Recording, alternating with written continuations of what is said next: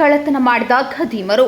ಇಂಡಿ ತಾಲೂಕಿನ ಆಳೂರು ಗ್ರಾಮದಲ್ಲಿ ದಿನಾಂಕ 25ರಂದು ರಾತ್ರಿ 12 ಗಂಟೆ ಸಮಯದಲ್ಲಿ ಗ್ರಾಮದ ಹರೀಶ್ ಸುಭಾಷ್ ಆಳೂರು ಇವರ ತೋಟದ ವಸತಿಯಲ್ಲಿ ಈ ಘಟನೆ ನಡೆದಿದೆ. ಖದೀಮರು 3 ತಿಂಗಳು ಕರುವನ್ನ ಸ್ಥಳದಲ್ಲಿಯೇ ಬಿಟ್ಟು ತಾಯಿ ಹಸುವನ್ನ ಕಳ್ಳತನ ಮಾಡಿಕೊಂಡು ಹೋಗಿರ್ತಾರೆ.